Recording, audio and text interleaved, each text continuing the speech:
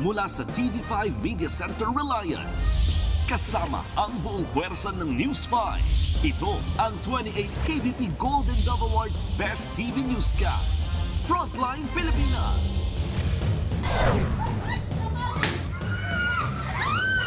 Dalawang grupong nagkainitan sa tindahan ng ice cream na uwi sa hamunan at barilan sa gitna ng riles. Palaboy na napagutusang manita ng mga kapwa niya palaboy, sinaksak habang natutulog. Chinese na nang hold up ng kapwa Chinese, arestado sa loob ng kondo. Kumakalat na litrato ng mag-asawang Diskaya kasamang ilang politiko, hindi raw dapat bigyan ng kulay ayon sa kanilang abogado. Hindi rin daw sila tatakbo. Dito pa, sweet nga nila kahapon eh. Matapos ang eksena dito sa Senado, kailan kayo nag-engage ng flood control project sa DPWH? Siguro mga 2016 onwards. Ang say dyan ni Senator Bato, Hindi porque during the time of PRRD, i-exempt natin sa investigation. Hindi po pwede yun. eto na nga, Kapatid Stars, bibida sa Cinemalaya 2025.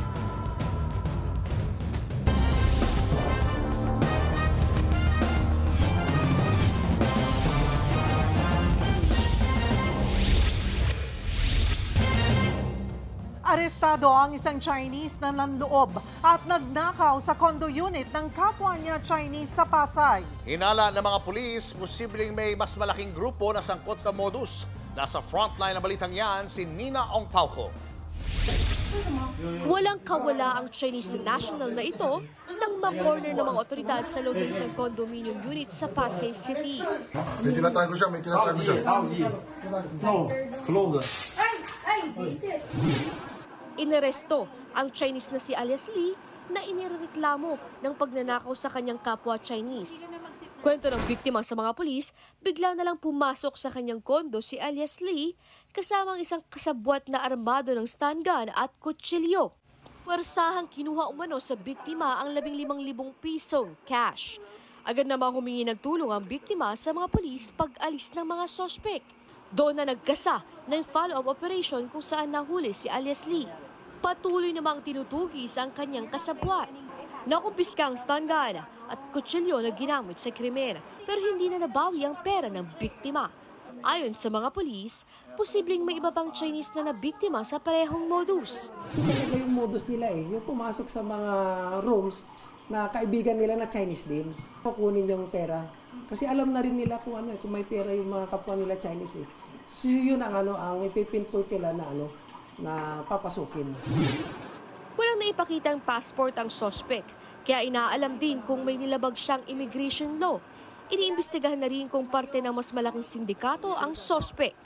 Nagbabalita mula sa Frontline, Nina Ong Pauco, News 5. Patay matapos paulit-ulit na saksakin ang palaboy na natutulog sa bangketa sa Ermita, Maynila. Nagbabalik si Nina Ong Pauco.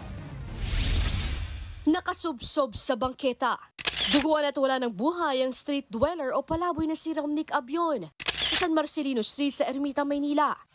Sinaksak siya ng kapwa niya street dweller. Ayon sa barangay, inutusan nila si Abion na sitahin ang mga gaya nitong street dweller o palaboy. Diyan na nakasuntukan ng biktima ang sinita niyang sospek. Naawat naman sila niyan pero kinagabihan ay muling umatake ang sospek. Binalikan po siya habang natutulog kasama yung pamilya niya, yung anak niya, asawa niya. Sinaksak na po siya 3 beses.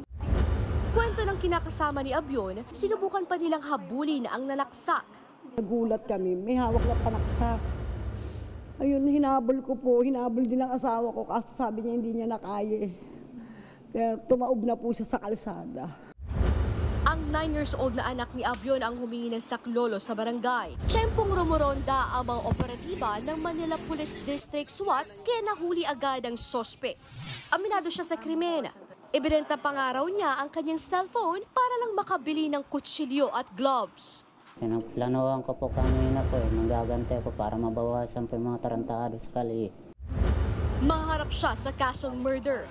Nagbabalita mula sa Frontline, Nina Ong Pauco, News 5. Wala pang 3 taon, nasira na agad ng isang flood control project sa Davao de Oro. Kailangan tuloy ng panibagong pondo para dito. Ania sa frontline sa balita si Brel Montalvo ng News 5 Mindanao. Gumuho, nagkabitak-bitak at tinubuan na ng damo. Ganito ang sinapit ng isang flood control project ng DPWH sa Barangay Poblasyon sa Mawab, Davao de Oro kahit wala pang 3 taon matapos itong itayo. Pebrero 2022 ito sinimulan at natapos Disyembre din ng parehong taon. Pero nitong nakaraang taon, unti-unti na raw itong nasisira. Ito ang bahagi ng flood control project kung saan nadadaanan pa ng mga residente mula rito hanggang doon sa kabilang purok. Pero dahil sa pagguho nito, may dalang takot na ang mga residente at dismayado sila sa proyektong ito. Ang proyektong ito ay may habang 634 meters at pinondohan ng mahigit 67 million pesos. Ang kontraktor, ang Legacy Construction Corporation, numero 1 sa may pinakamaraming flood control projects ayon kay Pangulong Bongbong Marcos. Wala pang pahayag ang kontraktor. Depensa ng DPWH. Nasira raw ito dahil sa sunod-sunod na ulan at tindol kaya hindi na raw sagot ng kontraktor ang pagkukumpuni. Request kami for quick response funds. Yung budget na repair nito will be shouldered by the department because unfortunately this yung force majeure kasi voids the warranty of the project kasi hindi na kontrolado ng contractor yan. Inirekomenda ng PACC ang agarang technical audit sa proyekto para malaman kung di kalidad ba talaga o di peligro. Nagbabalita mula sa frontline, Bril Montalvo, News 5, Mindanao. Susunod!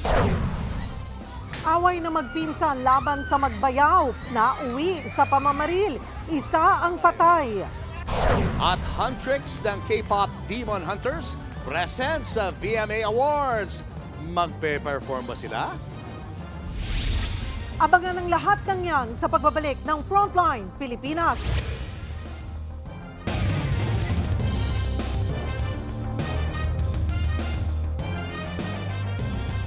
Mga kapatid, Julius Babaw po, nasa Middle East o saan mang dako ka ng mundo, manatiling may alam at may pakialam sa mga mainit na balita dito sa ating bansa. Simulan po natin ang bawat araw sa tuloy-tuloy na balitaan sa Frontline. Mag-follow at mag-subscribe sa social media pages ng News 5. Sa kabila ng lookout bulletin order, hindi raw tataka sa ang mag-asawang Diskaya. Hindi rin daw dapat bigyan ng malisya ang viral pictures nila kasama ang ilang politiko. Nasa frontline ng balitang yan, Simon Gualvez. Nakagarahe na sa opisina ng St. Gerard Construction sa Pasig ang 12 luxury cars na sakop ng search warrant ng Bureau of Customs. Pagmamay-ari yan ng mag-asawang Curly at Sara Diskaya na isa sa nakakuha ng pinakamaraming flood control project sa pamahalaan. Sa kabila ng mga pagdududa, lehitimo raw ang mga yan. Lahat po locally purchased po. At lahat po nakarehistro yung 12 luxury cars. Hindi po irirehistro yan ng LTO kung meron pong tax due. Posibleng abuti ng 1 linggo ang verification process ng Bureau of Customs. Nakahanda nga rin ng pamilya Diskaya na ilabas ang 16 pa nilang luxury vehicle kung ipag-uutos ng korte. Pinabulaanan ng kampo ng mga Diskaya yung unang sinabi ni Senador Jingo Estrada na aabot sa 80 sasakyan ng pagmamayari ng pamilya at kanilang kumpanya. Posible raw kasing hindi pa nitatransfer sa bagong may-ari yung ilang sasakyang na ibenta na nila noon. Sa kabila ng Immigration Lookout Bulletin Order, nananatili raw sa bansa ang mag-asawang Diskaya. Dito pa. Masaya nga sila kahapon eh. Sweet-sweet nga nila kahapon eh. Makakaasa po kayo dyan, hindi ho yan tatakbo. Handa rin daw sila sakaling silipin ng BIR ang kanilang buwis. Ang labanan ho dito, dokumento, hindi ho chismis, hindi ho softmen. Nagva-viral din ngayon ang mga litrato ng mag-asawang Diskaya kasama ang ilang politiko. Pero sagot nila, hindi naman po ibig sabihin na nagpa-picture ka eh. May connection ka na. Nagbabalita mula sa Frontline, Mon Gualvez, News 5.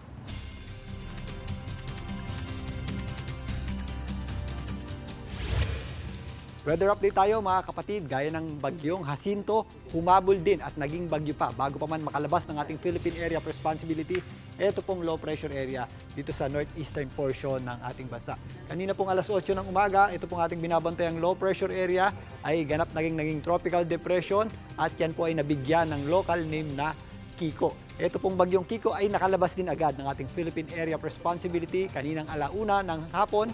At yan po ay walang naging direktang epekto sa ating bansa. Sa kasalukuyan, ito pong bagyong Kiko ay huling namataan ng pag-asa sa lying around 1,110 kilometers east-northeast ng extreme northern Luzon sa labas nga ng ating Philippine Area of Responsibility at tuluyan na po yung lalayo sa ating bansa. Pero kung mapapansin nyo, base dito sa ating wind map, meron tayong binabantay ang mga grupo ng kaulapan at mga cloud cluster at ito pong hangin na ito, yung buntot ng dating bagyong Kiko ay may possibility na magkaroon ng sirkulasyon in the next few days kaya babantayan po natin yan. Sa ngayon, meron tayong habagat pero hindi po yung kalakasan at hindi natin inaasahan na magdala yan ng malawakang pagulan. Pero again, possible po yung ating mga scattered at kalat-kalat na pagulan at thunderstorms at kapag meron nga tayong thunderstorms, biglang buhos po yan ng malakas na pagulan kaya mag-ingat po tayo dyan. Dahil po sa ating habagat o southwest monsoon, medyo mataas po ang ating chance ng pagulan dito sa itaas na bahagi ng ating bansa.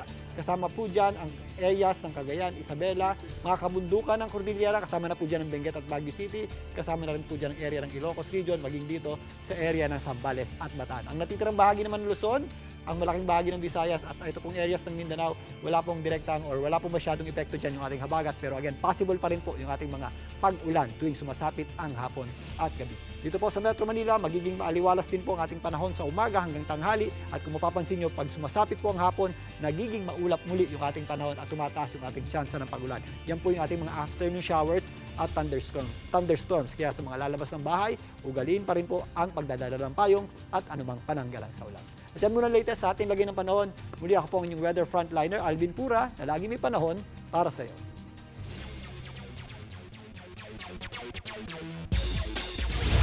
Panalo si Pinay tennis ace Alex Ayala sa opening round ng Guadalajara Open sa Mexico.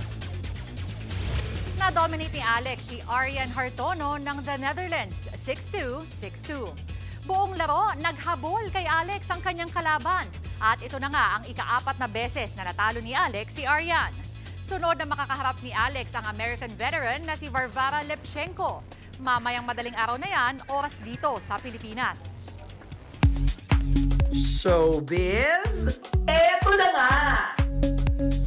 Mga kapatid, eto na nga ang mga latest showbiz balita ngayong Miyerkules. Confirmed, darating ang Huntrix sa 2025 Video Music Awards. Kinumpirma nga po yan ng mga singing voice ng characters ng animated film na K-pop Demon Hunters, sina Ray Ami, Audrey Luna at EJ. Gaganapin ang VMA sa UBS Arena sa New York. Top billed by artists gaya ni Mariah Carey, Sabrina Carpenter at Lady Gaga. Hoping naman ang Huntrix fan for a surprise number mula kina Zoe, Mira at Rumi. We're all so excited to be presenting an award at the 2025 MTV Video Music Awards. Hope to see you guys. Susunod, dalawang grupong nagkainitan sa ice cream na uwi sa barilan sa Riles.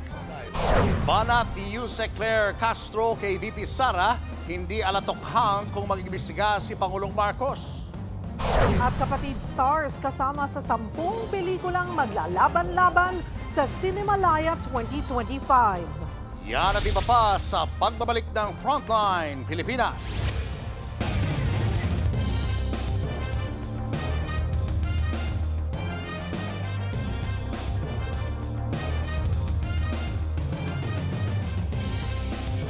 Mga kapatid, Julius Babaw po. Nasa Middle East o sa amang dako ka ng mundo, manatiling may alam at may pakialam sa mga may init na balita dito sa ating bansa. Simulan po natin ang bawat araw sa tuloy-tuloy na balitaan sa Frontline. Mag-follow at mag-subscribe sa social media pages ng News 5.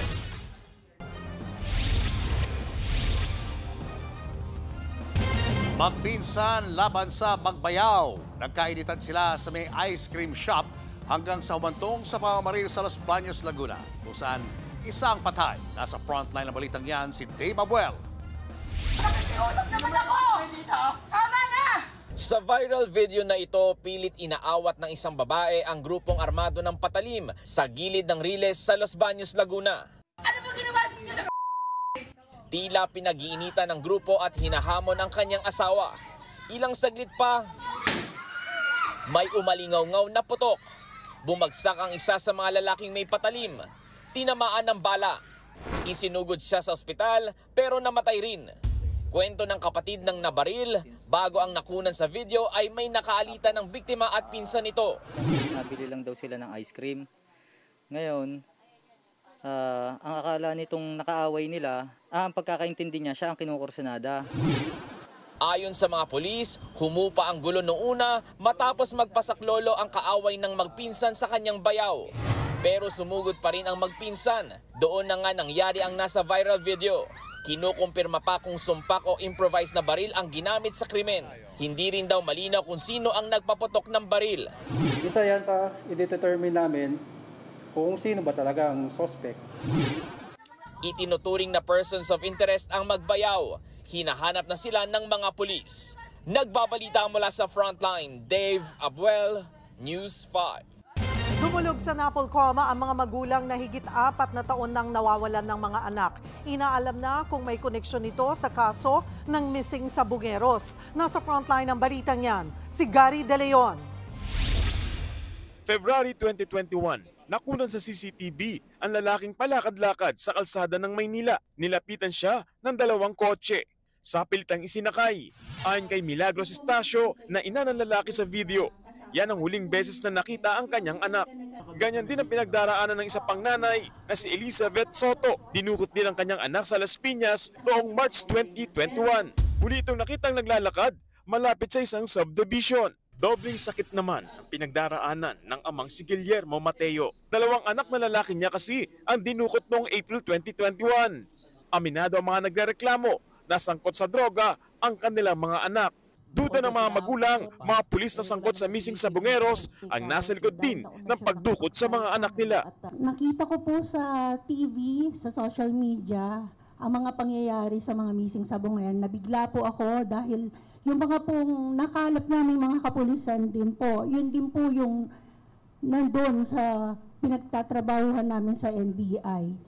Idinulog na ito ng mga magulang sa National Police Commission on Napolcom. Dati na rin sila nagkaso sa NBI, DOJ at PNP Internal Affairs Service, pero nabasura lang. Siyempre, andun na yung sinasabi natin na malakas sila, may pera yung kalaban namin. Kami mga piyait na tao lang. Ganun lang yan eh. It talks money lang yan. Kinumpirma ng Napolcom na may 4 na pulis na sangkot sa missing sa Bungeros case, nakapangalan ng mga nirereklamo ng mga magulang. This is our job. And kung meron mang pagkukulang ang mga nakaraang nandito sa opisinang ito, sa panahon ngayon, gagawin natin ang trabaho natin ng tama at nararapat. Dagdag pa ng mga magulang, gusto nilang ipa-DNA test ang mga butong na-recover sa Taal Lake. Nagbabalita mula sa Frontline, Gary De Leon, News 5. Nawawala rin ang 3 negosyante na may dala raw na malaking halaga ng pera at relo na ang presyo ay umaabot sa 20 million pesos. 2 buwan nang hinahanap ang mga biktima. Nagbabalik si Gary De Leon. July 6 nang huling matrak sa kondo sa Taguig ang mag-asawang negosyanteng sina Henry at Margie Pantaleona. Nawawala sila kasamang kasosyo nilang si Richard Cadiz.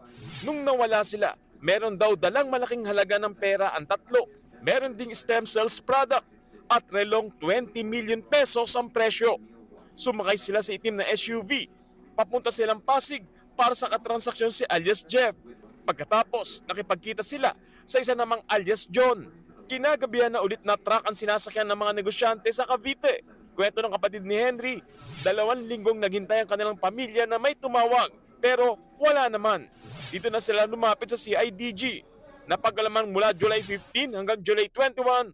Sunod-sunod na withdrawal transaction daw ang naitala sa bank accounts ng mag-asawa. We are looking at parang a business deal na that gone wrong. Yun ang tinitingnan natin dito.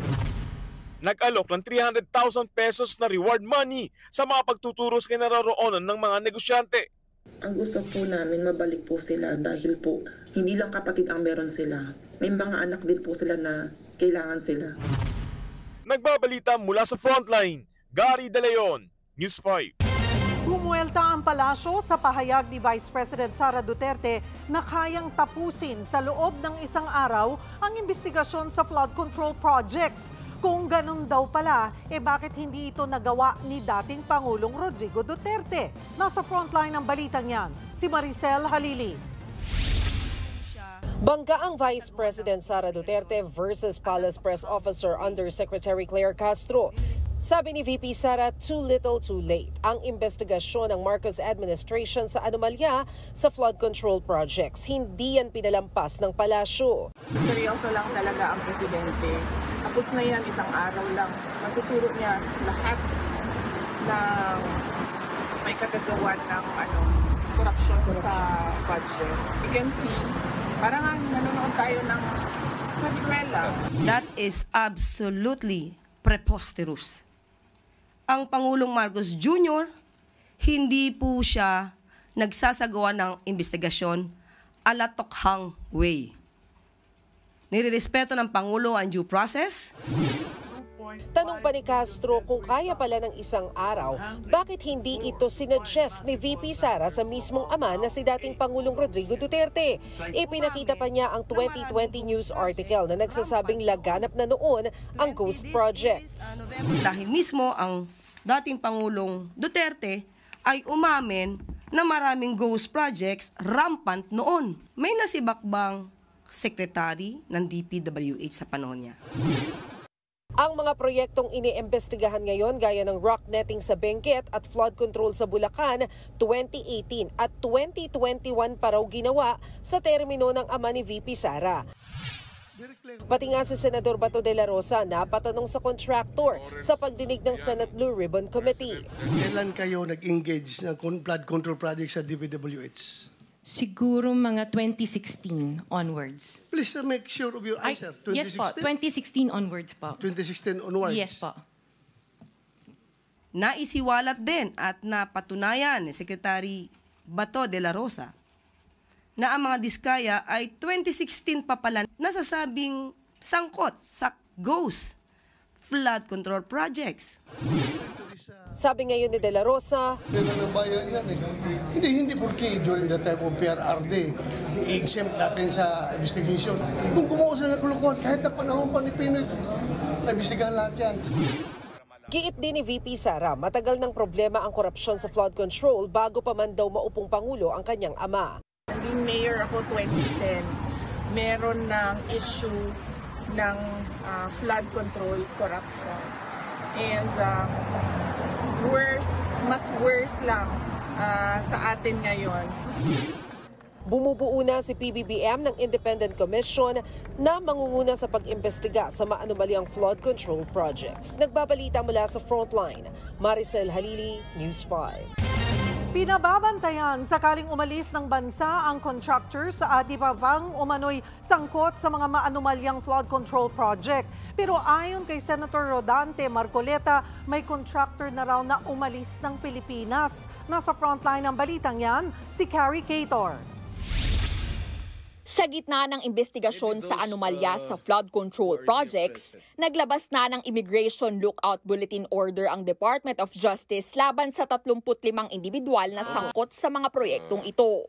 Yan ay matapos itong hilingin ni DPWH Secretary Vince Dizon.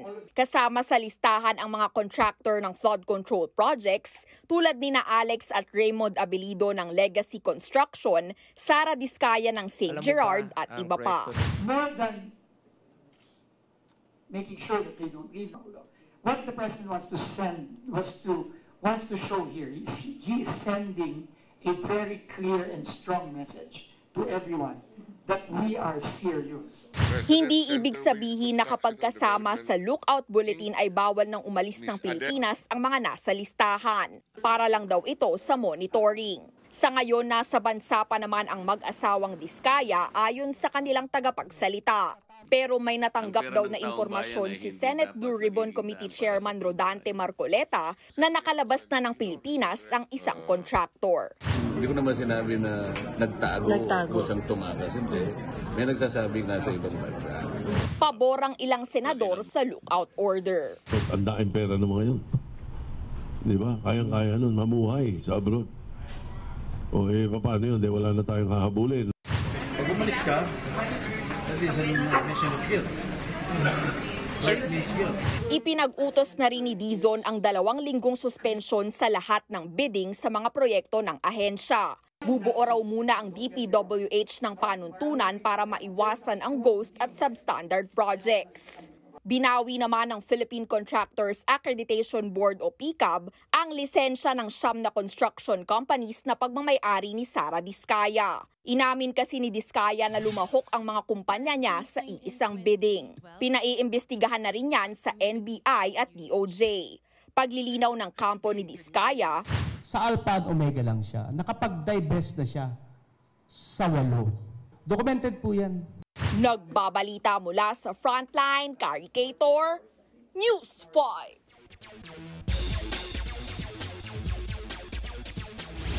Kumpiyansa raw ang Alas Pilipinas men's team na may ibubuga sila sa nalalapit na FIVB World Championship.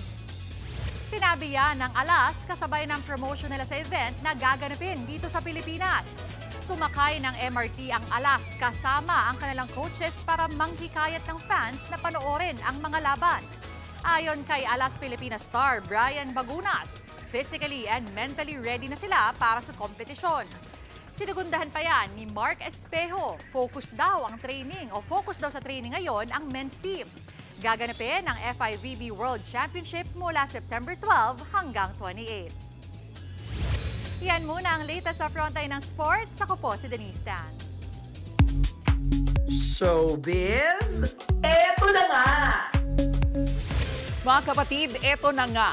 Present na ang 10 full-length films sa 21st season ng Cinemalaya. Kabilang dyan ang mga pelikulang pagbibidahan ng ilang kapatid stars kasama na po ang inyong lingkod. Nasa frontline ng balitang yan, si MJ Murford.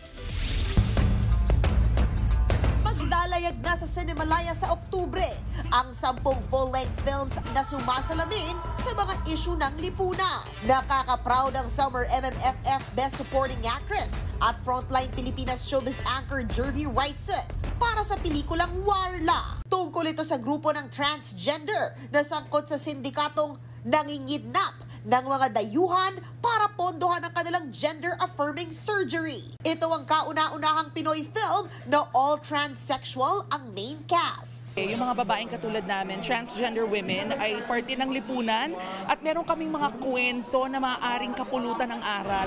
May entry rin ang vibe jock na si Elijah Canlas, ang pelikulang Raging, na tungkol sa binatang naghahanap ng katotohanan at hustisya na nauwi sa misteryo ng isang plane crash.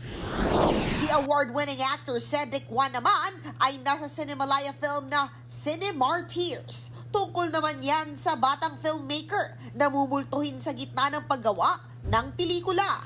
Queer women representation naman ang ilalaban ng pelikulang Open Endings na Jasmine Curtis, Lian Mamono, Clea Pineda at Janela Salvador. Sina Janela at Clea, from real, ay naging real na raw ang relasyon? Kung anong nakikita niyo, yun na yun. Hindi po ako part ng breakup, hindi po ako third party. I would like to exclude myself from that. Gaganapin ang Cinemalaya sa October 3 to 12 sa Shangri-La Mall sa Mandaluyong. Nagbabalita mula sa Frontline. MJ Marfori, News 5. Susunod! Bayan o kaibigan, ang kwelta ni Yusek Claire Castro sa birada ni Senator Amy Marcos tungkol sa susunod na ombudsman. Tutok lang mga kapatid, magbabalik pa ang Frontline Pilipinas.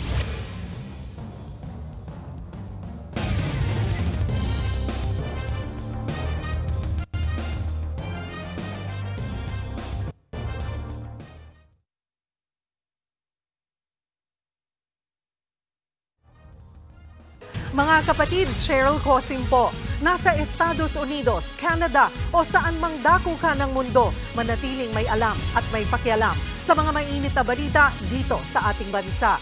Simulan natin ang bawat araw sa tuloy-tuloy na balitaan sa Frontline. Mag-follow at mag-subscribe sa social media pages ng News 5.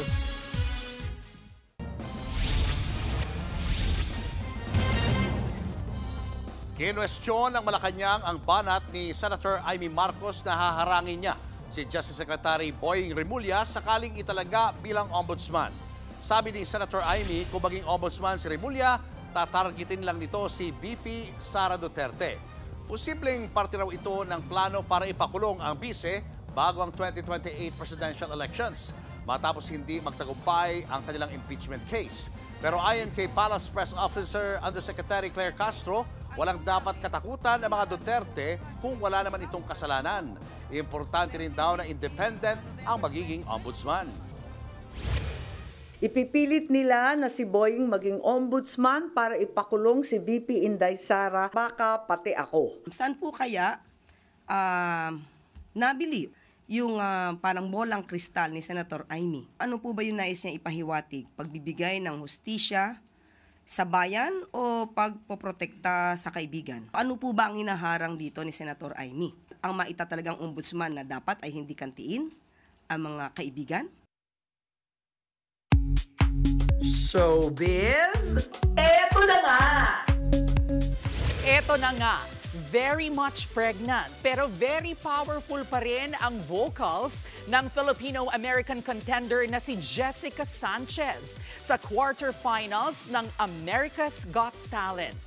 Flawless ang buong performance ni Jessica na deserving ng standing ovation mula sa audience. And obviously, hindi nakaapekto sa quality ng kanyang boses ang kanyang big belly. Nasa 8-month na ang kanyang pregnancy. Muli ring napabilib ni Jessica ang AGT judges sa kanyang extraordinary rendition ng kantang Ordinary ni Alex Warren. The angels up in the clouds are jealous of what we found. Someone so out of the ordinary. You got me kissing the ground of your sanctuary. Shadow me with your touch. At yan nga po ang ating mga showbiz update ngayong Miyerkules. See you tomorrow mga kapatid. Ako po si Jervy Wrightson. At yan ang mga balita at impormasyong dapat niyong malaman sa araw na ito. Mga balita para sa mga may alam at may pakialam. Abangan niyo ulit kami bukas dito sa TV5 sa 1PH RPTV, True TV at 105.9 through FM. Kami ang inyong mga kasangga sa Frontline Pilipinas.